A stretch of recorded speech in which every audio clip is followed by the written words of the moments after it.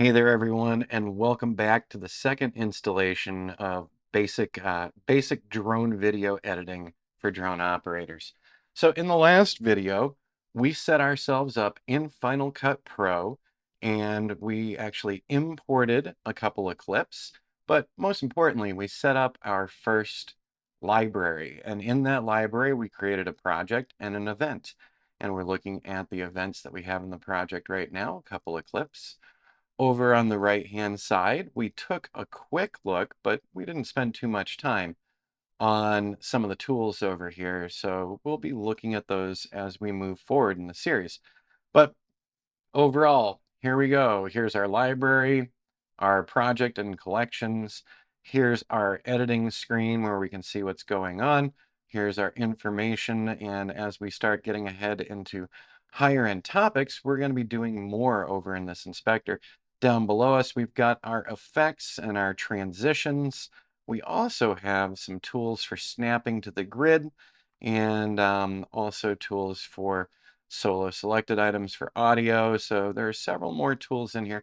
We're not going to dive right into those right now because we're still keeping this really simple for ourselves, okay?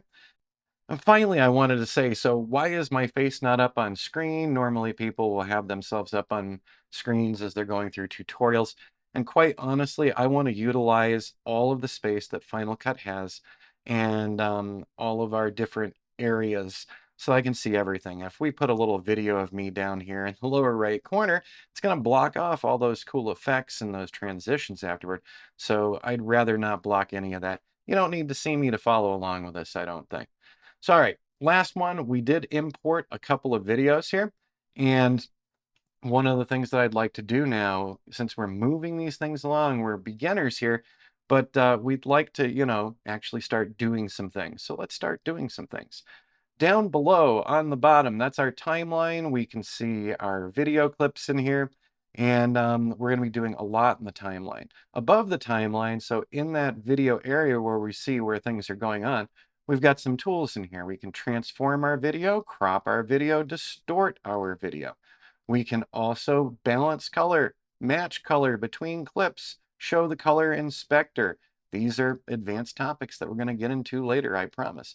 Next area, we can speed things up or slow things down. So if you wanted some slow-mo in the video, or you wanted to speed things along because you were flying a little too slow, you can do that as well. You can also do custom with it. And then we also have a reverse clip. So if we wanted to flip this completely, we could. There's a lot of tools in here, automatic speed, speed ramp, and we'll take a look closer down the road. But that starts getting into higher end topics. Now, also, right here, I just want you to see we have right now, the mouse is on select. We have trim, position, range selection, blade to cut things, zoom, and the hand tool to move things around.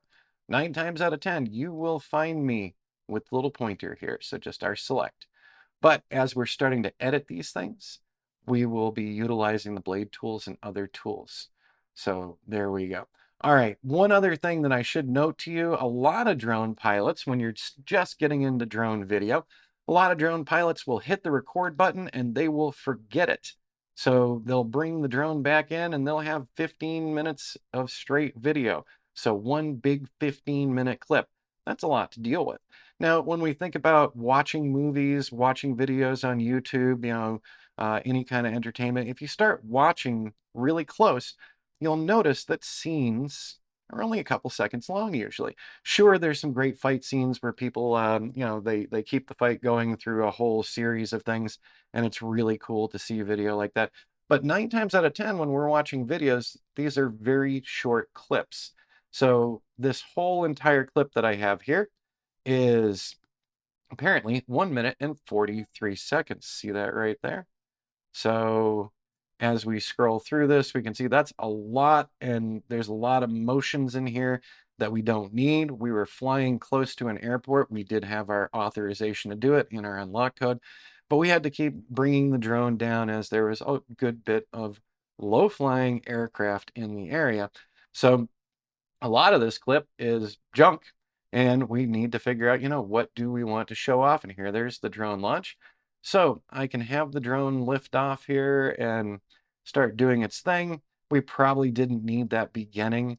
And actually, maybe we want to show off the DN tanks here. What I'm going to do on my timeline is I'm going to hit the B key. That is for blade. And I'm going to click that B key, and now I've split these two parts in half. That first part we don't need, so I'm going to go ahead and delete it. And maybe, let's see here.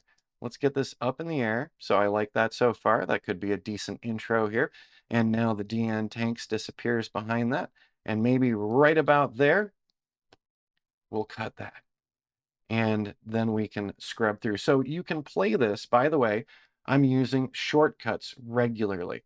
So to play this, I can hit the space bar. So there I go. I just hit space and it's playing again, and it's moving at its standard speed. Here's another key you're going to want to know about in Final Cut, the L key. The L key speeds up the video for you. If you hit it again, it speeds it up even more. Hit it again, speeds it up even more. All right, you get the idea. Now I hit the space bar to stop that playback completely. But so as we can see, we can speed our viewing along. So I'm just going to let this go up, and maybe I'll make it go a little faster. I got some down tilt on the gimbal there. And now we're moving along. Maybe right about here, I'm going to hit that blade key again. Maybe right about here, we're going to move that along. And now we've got both tanks showing, and maybe we want to get to the end of that second tank there and call it quits right about there. So I like that. And I just hit the B key again. I did a blade down here on the timeline. Now I'm going to hit the A key. The A key is what gets me my select tool. By the way, learning the keyboard shortcuts is huge, okay? So over time, you will get used to this and you'll remember the keyboard shortcuts. That A is going to get me to my regular select tool, and then B, the blade tool, is another one that I use regularly. And I know the shortcut keys, so I just go quickly through this. You won't know the shortcut keys right away, I promise you. But over time, you will learn them. All right, so let's see this. It's flying back here again, and we don't really need that as we just covered it in the other direction. So anything else that I need in here? By the way, I've selected my timeline right here, and I'm just clicking and dragging it right across. So here comes our landing right down to the helipad. And yeah, I don't need to use any of this. This is just going to be one part of many. So far in here in our section number 2, part 2 of this series for basic drone video editing in Final Cut, we have imported some items. We've already edited the timeline a little bit, and we could go into the next part of the timeline and see in this one right here. So if you're looking down here with me, you can see where they're split. I'm going to pull this back out, and maybe we'd like to, I'm dragging along the timeline here, and maybe right about here, I'm going to hit that blade key again, and I'm going to delete the part that I didn't want, and let's move forward toward the tanks. A couple of things going on. The crane is actually pulling up a concrete panel. While the crane is pulling that concrete panel up, we've got guys on the sides, and you can see them right there, and that was kind of interesting coming up on them. And they've got some kind of high-end blowtorch equipment there, where I guess they're shaving some of the edging off. I'd like to show this in this one. By the way, this series of videos that we're using for this little class here was shot for one of our clients just a couple of weeks ago. They did not want us to edit any of the video clips. They were going to handle that internally with their own marketing group and their artists that they have. So we did still images for them, and we did some video for them. But in the end, whatever this project's going to look like when it's completed, it's not done by us. We're just capturing the front end of this. So they're getting all their edits done. But we're making a little clip here for ourselves because this was a cool location, and it's a great place to practice with some of this pretty straightforward stuff. We've got 2 giant water tanks being built for the growing developments here in the greater Prescott area. So right now, I'm very satisfied across these 3 that, we're getting something that's telling the story. And I clipped it there, and now let's see what's going on. We can see the crane is actually lifting something. So maybe I'd like to blade it right about here. And now let's see what we want to keep. So we're backing away from the water tank. You can see that very slowly backing away from the water tank. And that's kind of a cool look there. Up. But I raised myself up with the drone and it was a little abrupt. So I didn't like that so much. So let's continue forward. Yeah, definitely an abrupt move here. Getting the gimbal set. And well, we can see that setting in, but we've got better clips than this. We don't have to just work with these first two clips. So let's see if there's anything else in this one that I like or want. And maybe just that pull away would be interesting. So right about here, let's grab the blade tool. And now we've got the drone pulling away. By the way, you might see some hesitation and lag in there. It is waiting to transcode things for me to get the video ready, but I'm actually still working with it, even though it's transcoding. That's a nice little drop down right there. Maybe right about here, we'll go ahead and clip that. And we're not going to keep the rest of this. We'll go ahead and get rid of that one. So very quickly, we've already started editing some of our clips. We can move the clips around, and I'll show you that momentarily. But in this basic editing section number 2, one of the things that we're going to do, we're going to make this look like something that's getting to a point where maybe it's going to be polished. So by the way, let me zoom in here. So I do have transcoding on right now. These little dots above my timeline are showing me what parts of the clips have been transcoded. By the way, also on the top left, show or hide the background tasks. If you want to know what's going on in the background and maybe what's taking a moment, so it is analyzing the dominant motion for number 22 and number 48 because I did put stabilization on those. If you recall, right over here on the right-hand side, I added stabilization to help out with the fact that we are dealing with a drone at the moment. So you can turn your background transcoding and analysis off and the rendering off, and you can render things and transcode things later. But since the Mac Mini M1 is so quick and speedy, same with my Mac Studio, I'm not really concerned about it. I can just let it sit for a moment or two, and the transcoding and analysis is going to be completed, and the rendering is going to be completed too. You'll see it said that it paused because now it's going into the next one. And so usually you don't have to sit around and wait on this too much. And once again, one of the higher end topics is whether or not we should optimize our media up front or go with lower res media just for getting everything laid out. Once again, fast machine, no big deal. And so we're just going to let it do its thing. Okay, so while that's going on above, I wanted to also say to you on the timeline, one of the other things, since this is Final Cut, you're a Mac user, if you hit Command plus, that will zoom you in on the timeline. Command plus, it will zoom the timeline in even more. Zoom it back out if we want to see the bigger picture. I'm going to zoom that right in here. And as I said, let's pretend like we're working on a product that we're going to finish here. So up in the upper left corner, we remember that we've got our show or hide our libraries, we've got our media, and we've got show or hide titles and generators. Let's go there.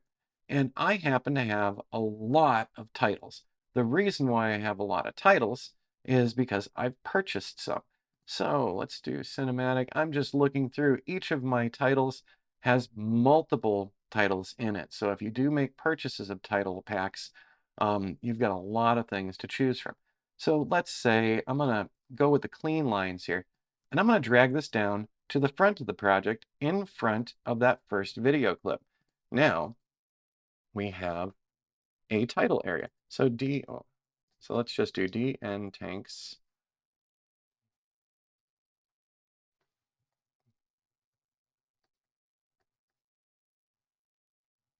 And there we go. Now we've got a title for this. So if we rewind and hit our play spacebar, DN Tanks, Prescott Build 2022.